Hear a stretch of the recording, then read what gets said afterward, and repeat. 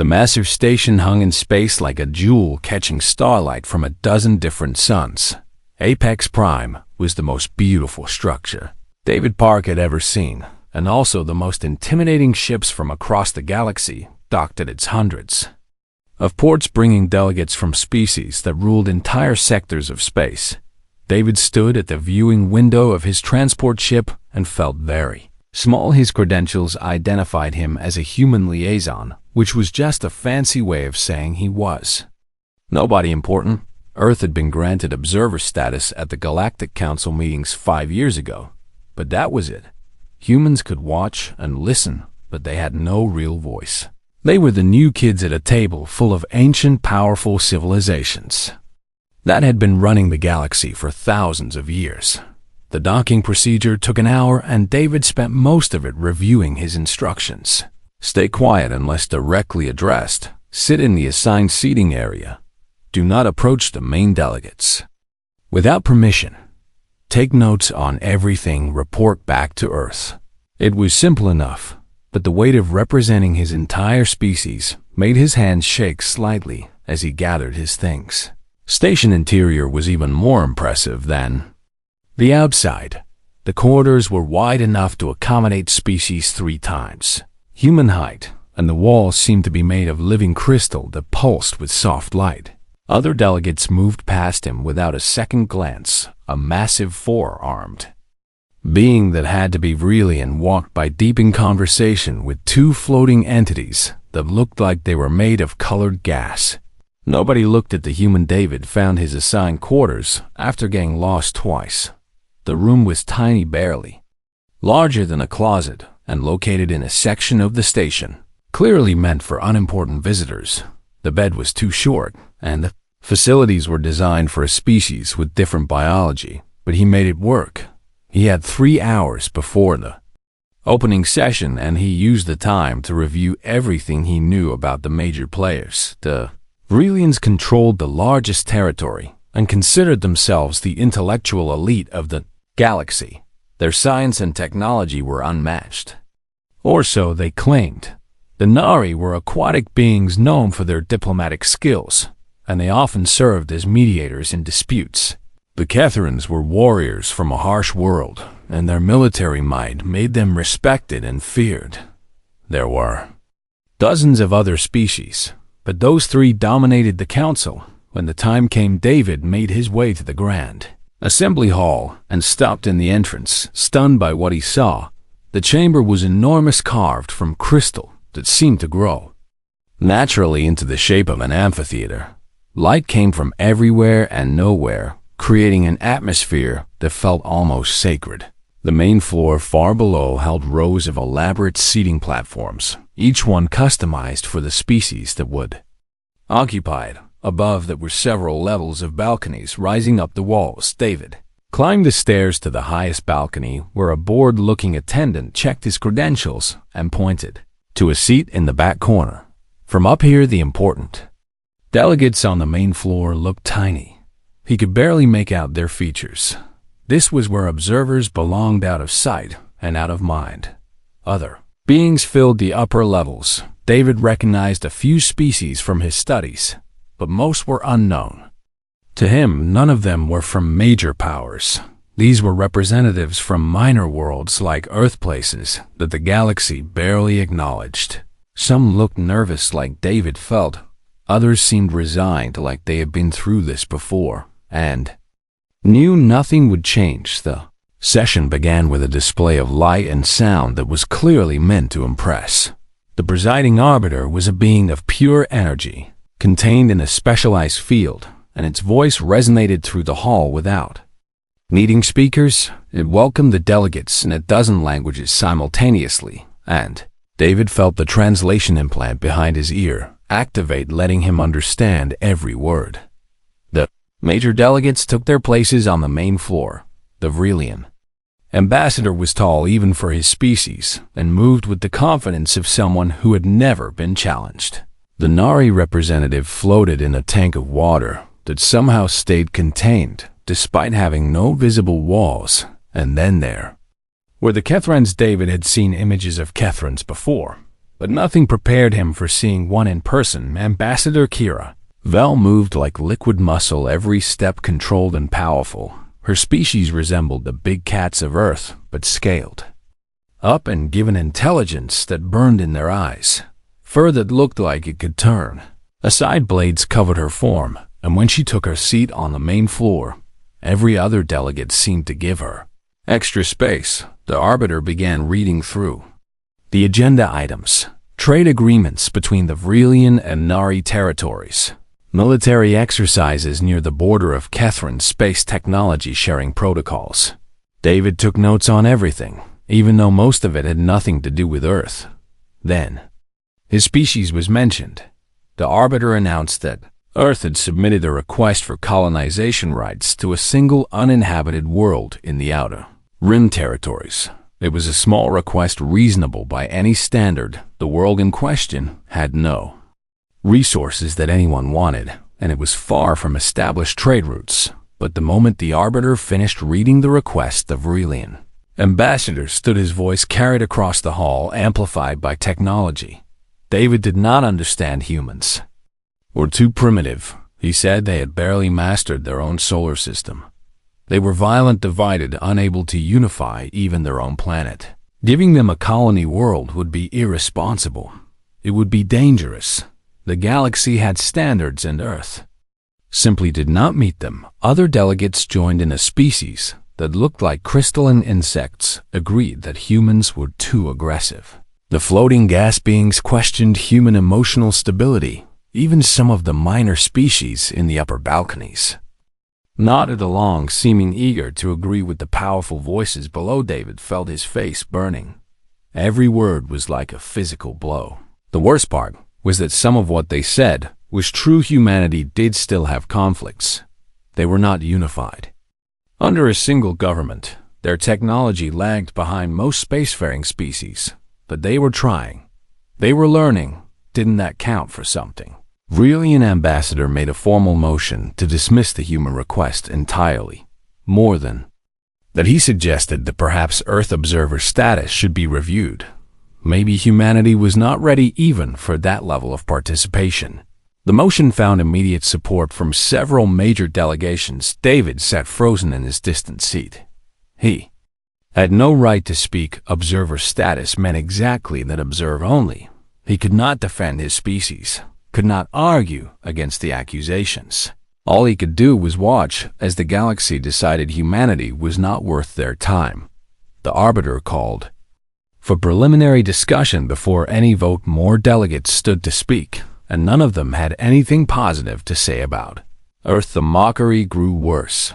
Someone made a joke about humans still throwing rocks at each other, and the main floor erupted in laughter. David wanted to disappear, to be anywhere, but in this hall, being reminded of how insignificant his entire species was.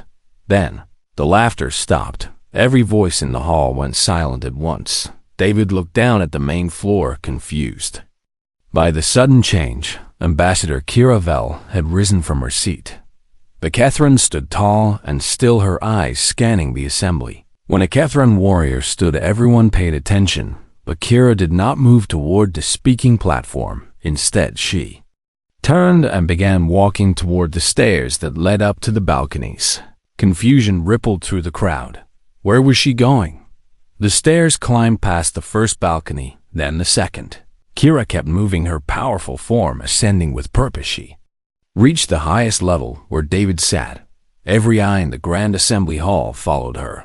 The Arbiter said nothing, seemingly as confused as everyone else. Kira walked down the row of seats, past surprised observers from a dozen minor species.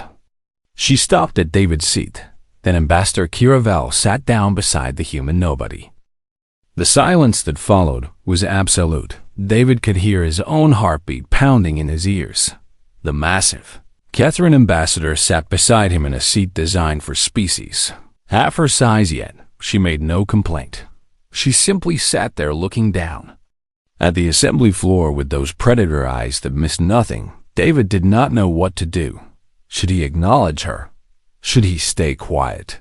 Every instinct screamed that he was in the presence of something dangerous. Kira Vel was not just any Catherine, she was their primary ambassador, a warrior who had commanded fleets before taking up diplomatic duties.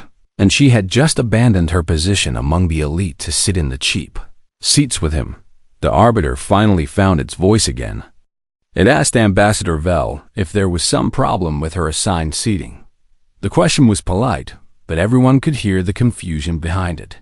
This had never happened before. The seating arrangements in the Grand Assembly Hall were sacred.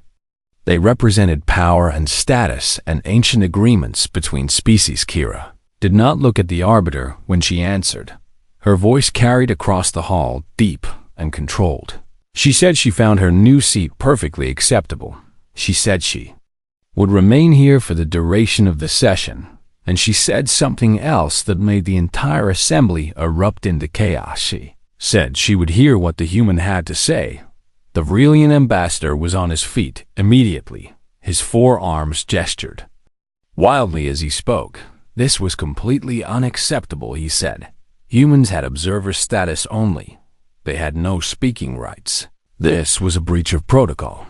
This was an insult to the Council.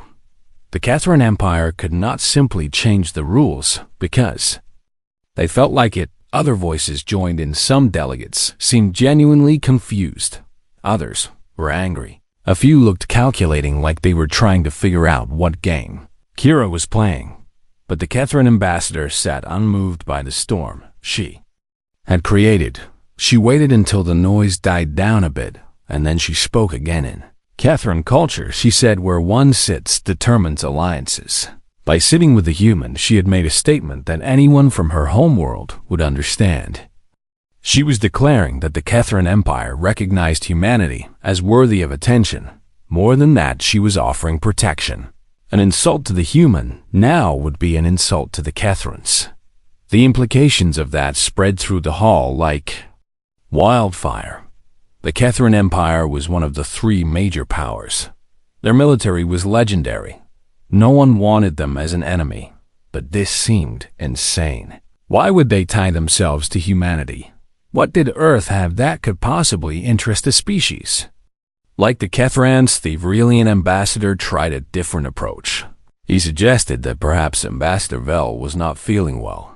Perhaps the station atmosphere did not agree with Catherine biology. Perhaps she needed to rest. Everyone knew what he was really saying. He was giving her a way to back down without losing too much face. Kira responded by baring her teeth.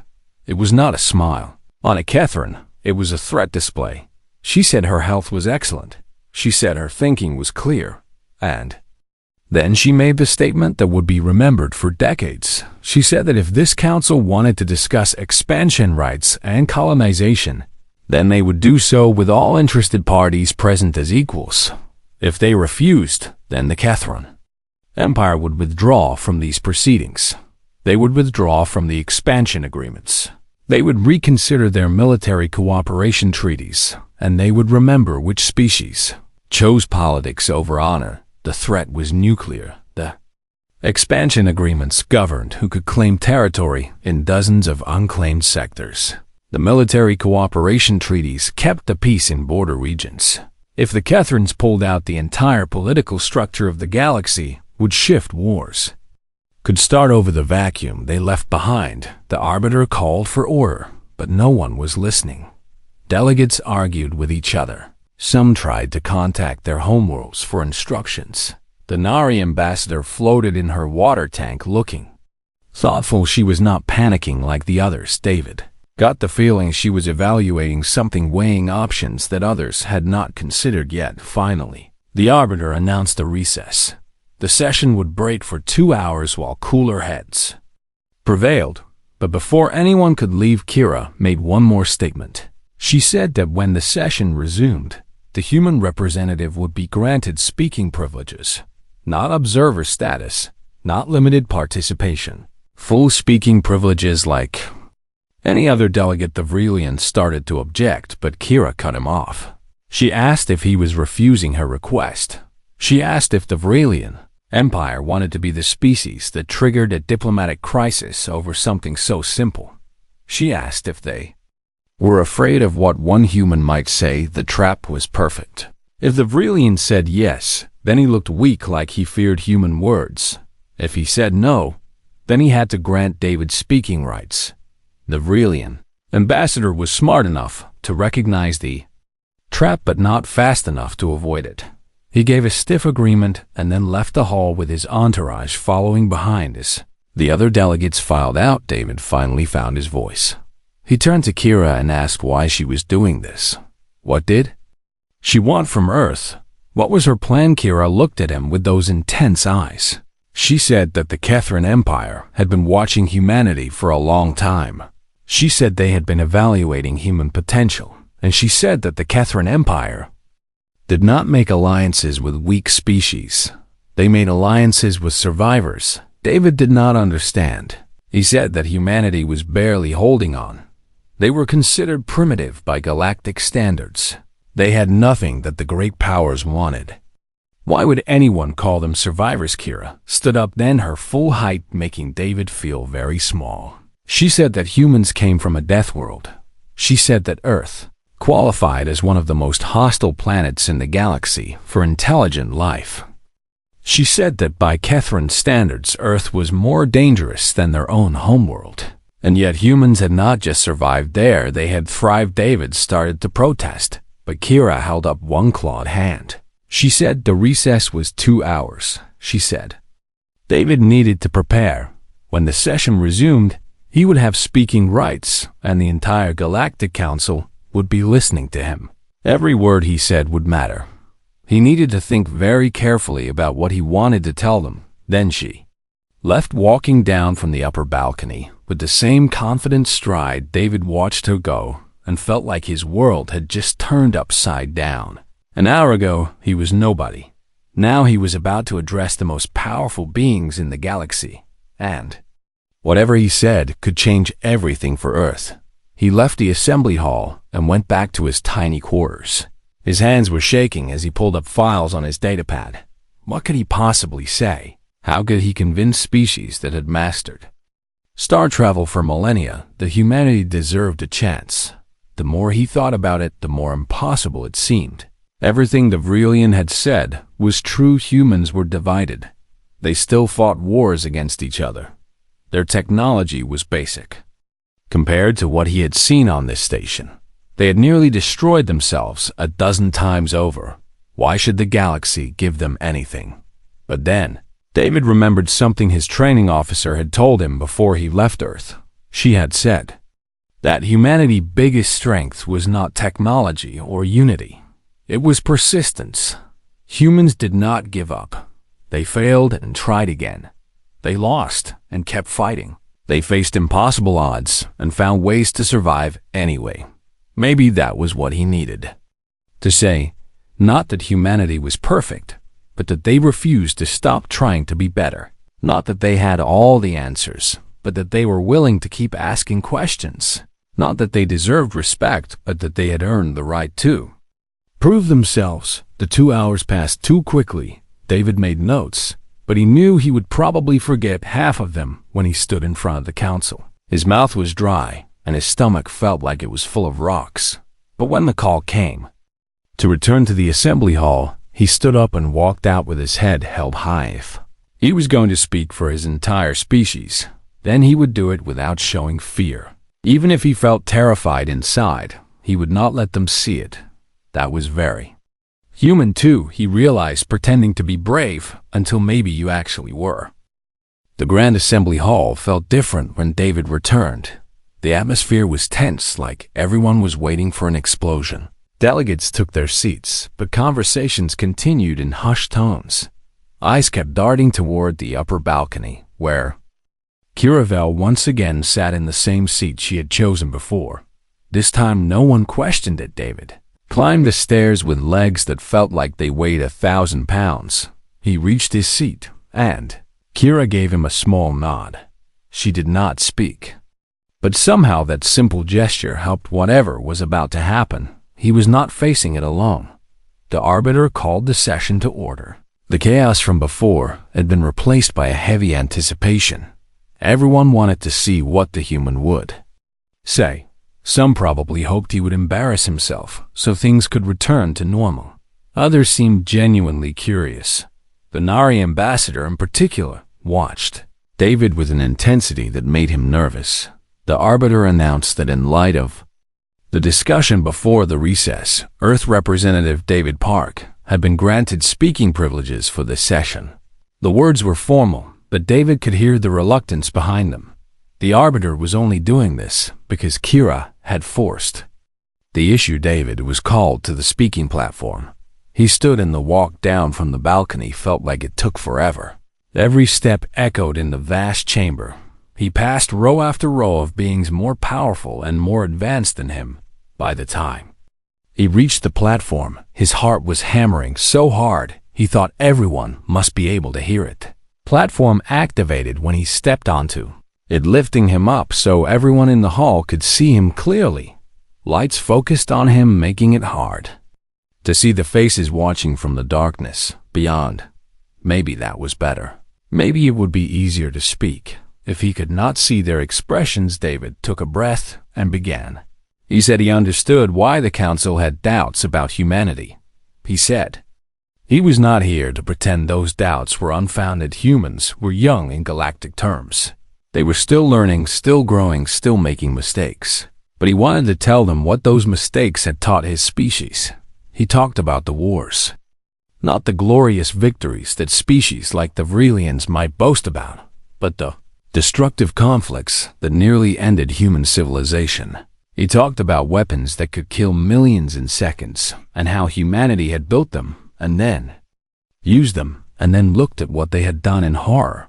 He talked about how humans had to learn the hard way that their own survival depended on cooperation.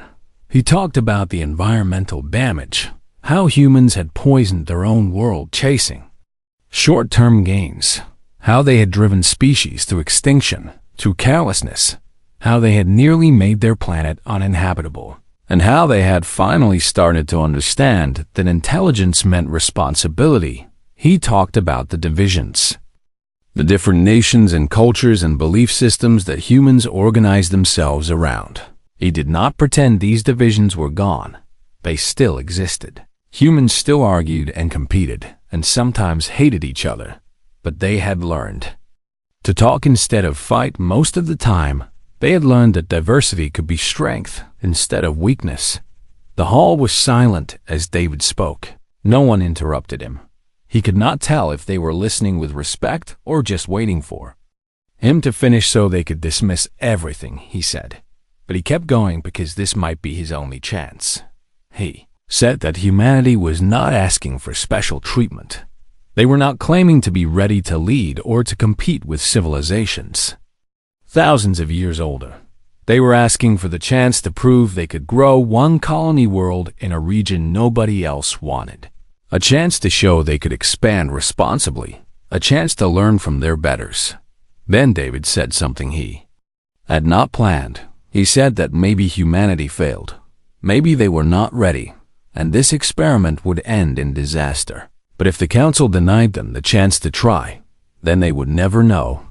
They would never know if humans could have become something valuable to the galaxy. And that uncertainty, that question of what if, would always remain. He thanked them for their time and stepped off the platform. The return walk to his seat felt even longer than the descent. He had no idea if anything he said mattered. He had been honest, maybe too honest, but he could not bring himself to make grand promises that humanity might not keep. When David reached his seat, Kira was watching him with an expression he could not read. Then she stood, and every eye in the hall shifted to her. The Kethran ambassador moved to the platform with the grace of a predator, completely at ease in her own power. Kira began by saying that the Kethran Empire had been observing Earth for 73 years since before humanity achieved faster than light travel. Since before they knew intelligent alien life existed, the Kethrans had been watching this. Revelation caused murmurs throughout the hall. 73 years was a long time. Why had the Kethrans never mentioned this? What had they been looking for? Kira explained that when the Kethrans first achieved space travel, they were alone in their region of the galaxy. They expanded aggressively, taking every world they could reach. Other species they encountered were either absorbed or destroyed. The Kethrans were apex predators, and they acted like it. Then they met the Vrelians. That first contact almost sparked a war that would have consumed entire sectors. But the Vrelians made the Kethrans an offer to join the maze. Galactic Council learned to coexist with other species, gain access to technologies and resources beyond what conquest alone could provide. The Kethrans agreed, but it took them centuries to truly understand cooperation instead of domination. Because of that history, Kira said the Kethrans paid special attention to newly discovered species. They wanted to identify potential threats before they became unstoppable. They wanted to find potential allies before someone else did. And they wanted to understand what drove different species to reach for the stars. Earth caught their attention because of classification errors. Early surveys listed Earth as uninhabitable by galactic standards. The planet was considered too geologically active, too prone to climate extremes, too hostile for complex intelligent life. When follow-up surveys discovered not just life, but technological civilization, the Kethrans wanted to know how that was possible. Kira pulled up a holographic display that filled the center of the hall. It showed Earth rotating slowly, with data streaming around it. Temperature ranges that would kill most species. Atmospheric oxygen levels that were actually toxic to several council races. Tectonic activity that caused devastating earthquakes and volcanic eruptions. Weather patterns that included storms powerful enough to level cities. She showed the Kethran homeworld next to it for comparison. The world that had forged a species of warriors. The world that was considered harsh. By galactic standards, an Earth was rated more dangerous in 12 different categories.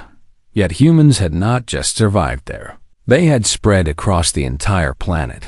They lived in frozen regions where temperatures dropped low enough to freeze flesh in minutes. They lived in deserts where no water existed for hundreds of miles. They lived on islands, constantly threatened by massive storms in coastal regions where the land itself could open up and swallow cities. Kira said the Kethrans had a name for species like this: survivors, not the strongest or the smartest, but the ones who refused to die no matter what the universe threw at them. And survivor species, she said, had a tendency to surprise everyone, including themselves. She addressed the Vrelian ambassador directly. She asked how many Vrelian colonies existed on Death Worlds. The answer was none. Vrelians preferred stable, controlled environments where their intellect could flourish. She asked the Nari the same question, also. None. The aquatic species needed very specific conditions, but humans, she said, had colonized Mars within 50 years of achieving space travel. Mars, a frozen desert with no atmosphere where every resource had to be imported or synthesized. It was considered impossible for a species at humanity technological level. Yet they had done it, and the colony was thriving. The Kethrans had tried to predict what humanity would do next. Every model, every projection pointed to the same conclusion: in 100 years, possibly less, humanity would be a major power in the galaxy. Not because they were smarter than the Vrelians or better warriors than the Kethrans, but because they adapted, they learned.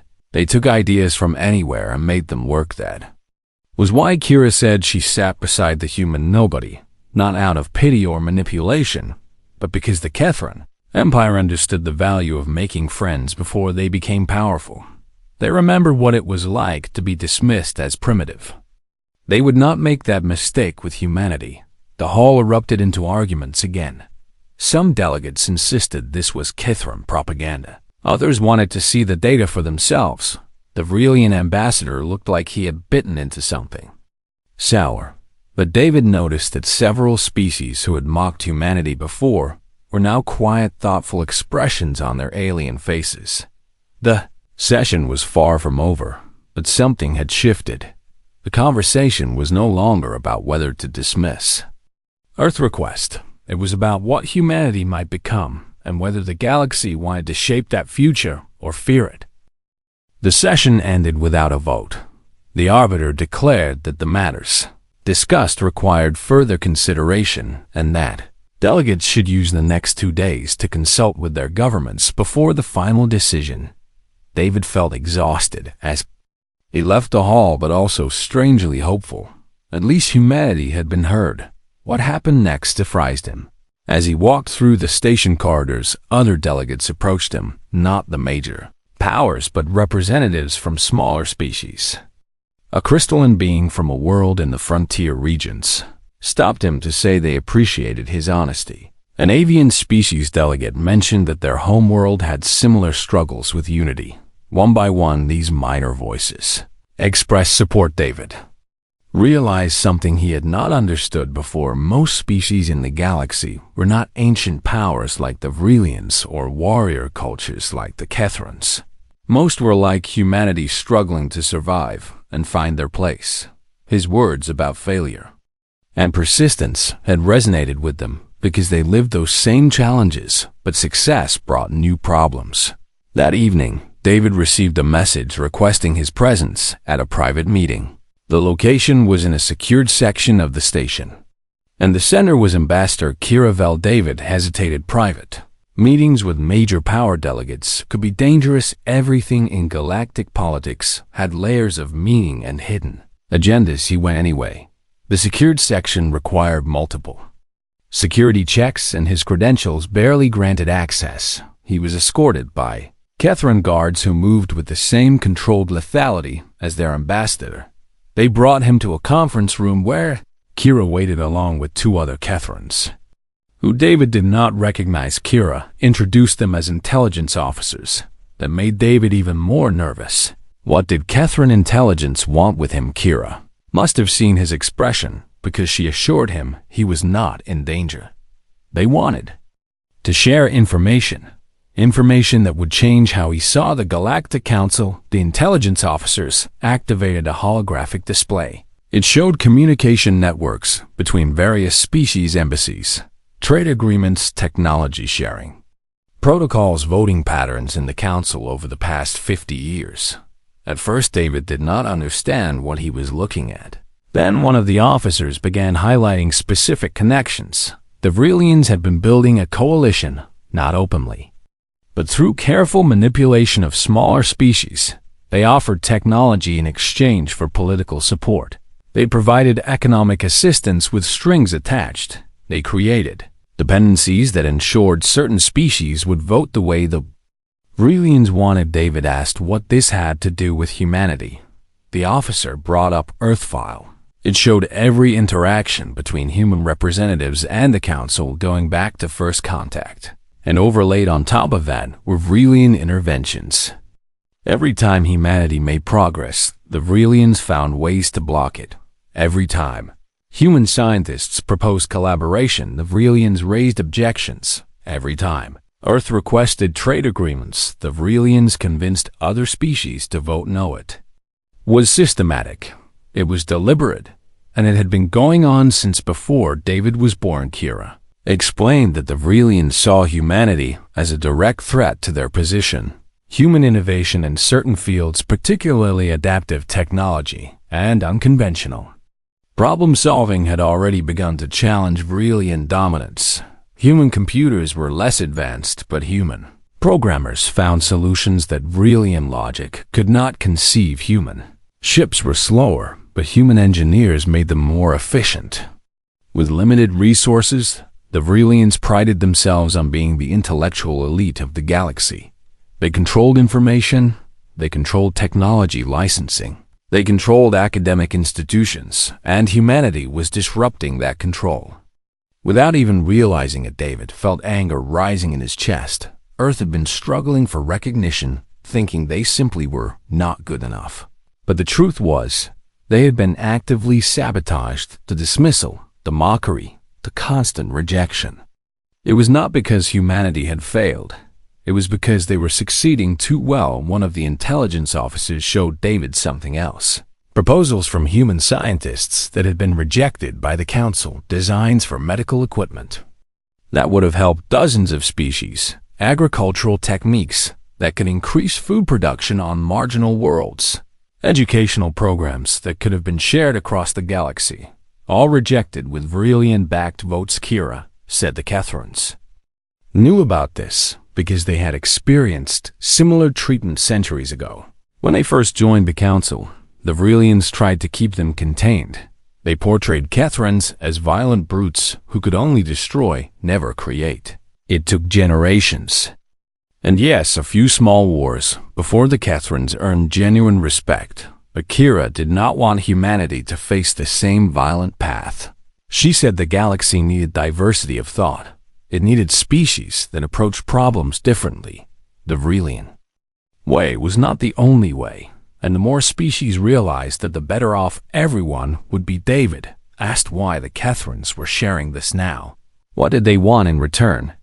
Kira looked at him with those predator eyes and gave an answer that was surprisingly simple.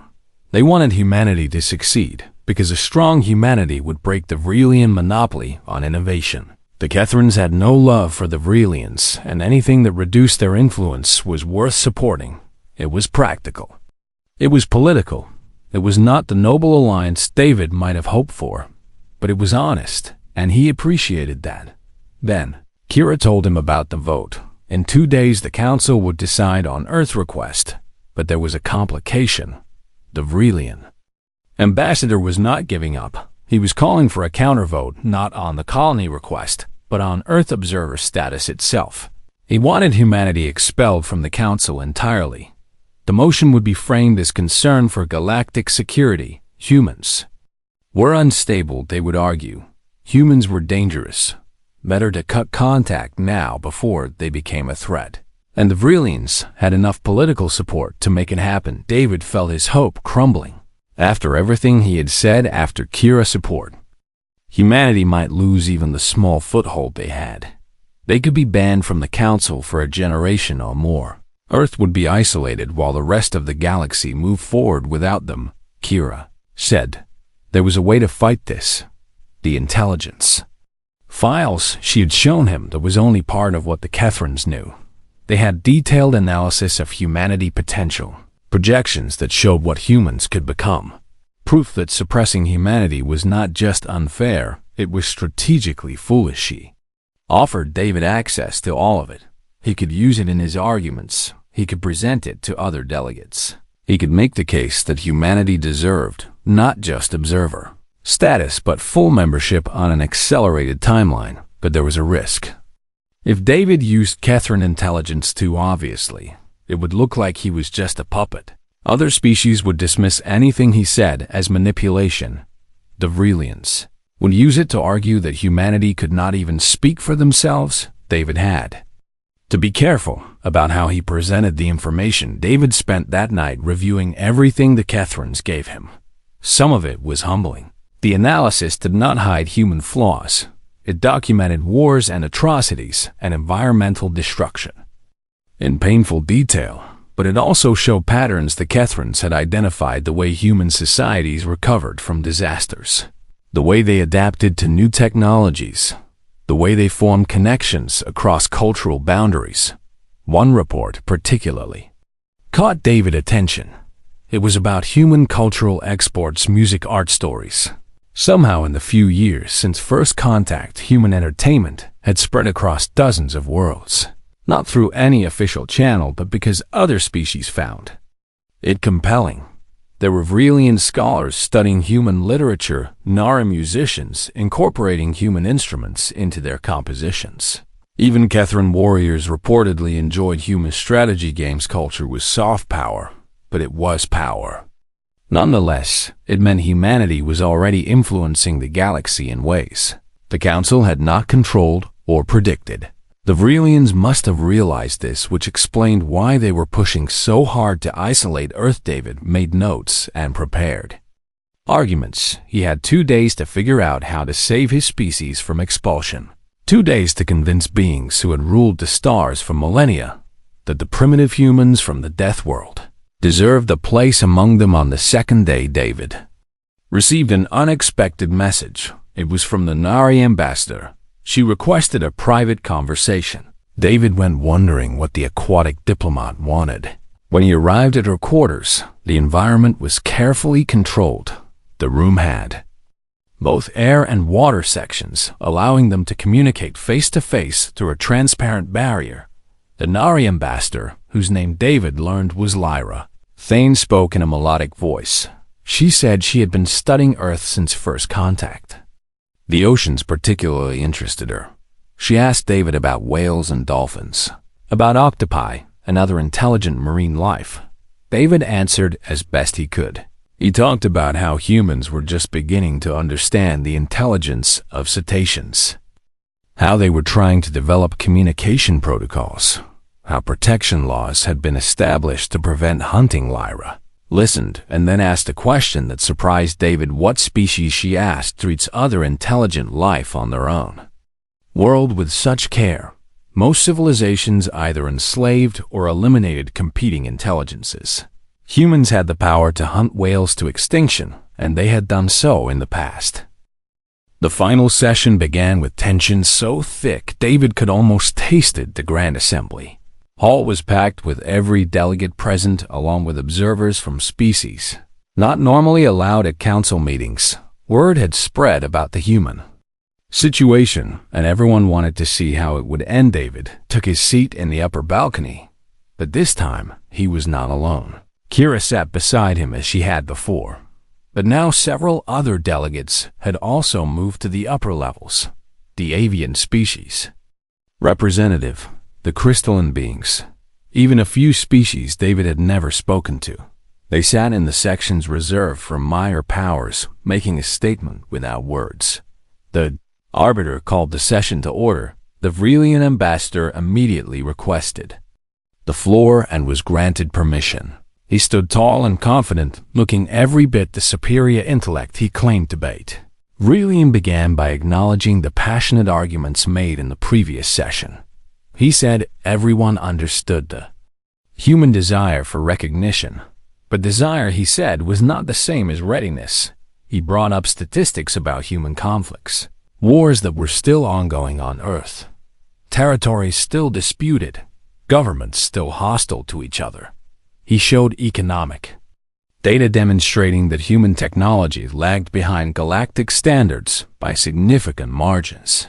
He presented psychological profiles suggesting humans were too emotionally driven for reliable diplomatic relations. He made his case methodically, building argument upon argument, and he played his final card.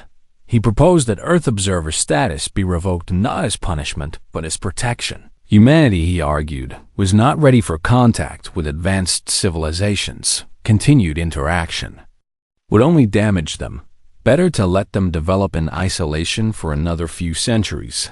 Return when they had matured. The Galactic Council, he claimed, had a responsibility to do what was best for emerging species, even if those species did not understand yet. It was a masterful speech. He made oppression sound like kindness. He made isolation sound like wisdom. And worst of all, some delegates were nodding along. David felt his heart sinking. How could he counter arguments backed by data and centuries of really incredibility? He was just one human with limited resources and even more limited political power. But before the arbiter could call for discussion, Kiravel stood. She requested a formal dispute. The arbiter paused at that. Formal disputes were ancient protocols rarely invoked. They required both parties to present their complete cases before a neutral arbiter panel. The losing side faced severe diplomatic penalties, including loss of voting rights on the matter in question. For a decade, the Vrelian ambassador looked surprised but quickly recovered. He accepted the dispute. After all, he had data and logic and centuries of political experience. What could they, Kethrins, possibly present that would overturn his arguments? Kira smiled, and it was not a pleasant expression. She asked David to join her on the main floor. This breach of protocol drew objections, but Kira pointed out that since the dispute concerned humanity, a human should be present to testify. The arbiter reluctantly agreed. David descended the stairs for the second time in 3 days. This time, he did not feel quite as afraid. Whatever happened, he was not facing it alone. The neutral arbiter panel was assembled quickly. three species not aligned with either the Vrelians or Kethrans. They would judge based on evidence and argumentation. Both sides had 1 hour to present their complete case. The Vrelian went first. He expanded on his previous arguments and added more data: human economic instability, environmental damage, social inequality. Every flaw was laid out in detail. It was damning, and it was largely accurate. Then it was Kira's turn. She began by not disputing the Vrelian facts. She agreed humans had flaws. She agreed they faced significant challenges. But she questioned the premise that these flaws disqualified them from galactic participation. Kira presented the Kethran intelligence findings, but she did it carefully. She framed it as independent observation, not as defense. She showed how humanity had progressed in the 73 years since first contact, medical advances, environmental recovery efforts. The Mars colony that everyone said was impossible. She presented something the Vrelians had not mentioned: human adaptation. Speed. When humans encountered a problem, they threw everything at it. They tried 100 solutions, and most failed, but a few worked. That trial and error approach was inefficient by Vrelian standards, but it was also incredibly effective at finding unexpected solutions. Kira showed examples: human medical techniques that use biological processes Vrelian medicine had dismissed as too unpredictable, human engineering that broke standard design rules but achieved the same results with fewer resources, human social programs that address problems through community cooperation instead of top-down control. None of it was superior to galactic standard technology, but all of it was different, and different, Kira argued, had value. Then she addressed the elephant in the room. She presented evidence of Vrelian interference in human development. Trade agreements blocked, technology transfers denied, educational exchanges rejected, all with Vrelian-backed votes. She asked the Arbiter panel if this was normal treatment for an observer species. The Vrelian ambassador objected, claiming this was conspiracy theory. But Kira had records, communications, voting patterns, statistical analysis showing that Earth requests were rejected at 3 times the rate of other observer species. The evidence was circumstantial, but it was compelling. Kira made her closing argument. She said the real question was not whether humanity was perfect. The question was whether the Galactic Council wanted diversity or conformity. Did they want species that thought differently, or did they want everyone to follow the Vrelian model? Because if they chose conformity, they would stagnate. Innovation required different perspectives, and humanity offered perspectives unlike anything else in the galaxy. The Arbiter panel called for a recess to deliberate. David waited with Kira in a side chamber. He asked her if she really thought they could win. Kira said the truth was she did not know. Formal disputes were unpredictable, but she had done everything she could, and sometimes that had to be enough. After 2 hours, the panel returned. They announced their decision. The evidence supported that humanity faced legitimate challenges, but the evidence also supported that humanity was making genuine progress. More significantly, the panel found merit in the argument about Vrelian interference. Whether intentional or not, Earth had not received equal treatment. The panel ruled against the Vrelian motion. Earth observer status would remain. Furthermore, the panel recommended that the colony request be granted as originally proposed. And they added something no one expected. They recommended that humanity be placed on an accelerated path to full membership with a review in 5 years instead of the standard 50. The hall erupted. The Vrelian ambassador looked like he had been struck. Other delegates argued over the implications, but the ruling stood. As penalty for losing the formal dispute, the Vrelian Empire lost voting rights on matters concerning Earth expansion for the next 10 years. David stood there in shock. They had won.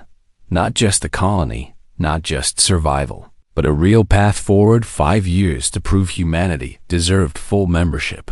It was more than he had dared to hope for. Session ended, and delegates began filing out. Some congratulated David. Others avoided eye contact. The smaller species representatives seemed energized, like maybe they could challenge the major powers too. The political landscape had shifted, and everyone knew it. That evening, David stood at one of the station observation decks looking out at the stars. Kira found him there. She said he should feel proud. He had represented his species. Well, David thanked her, but said he could not have done it without Catherine's support. Kira laughed. She said that was politics. No one succeeds alone. The trick was choosing allies wisely. David asked what the Catherines really wanted from this alliance. Kira was quiet for a moment. Then she told him the truth. The Catherine projections showed humanity would be a major power within a century. Maybe less. They would have technology the Vrelians would envy. They would have cultural influence across the galaxy. They would be someone important. The Catherines wanted to be humanity's first true ally, not their only ally, not their controlling power, but the species that stood beside them when everyone else mocked them. Because when humanity rose, and they would rise, the Catherines wanted to be remembered.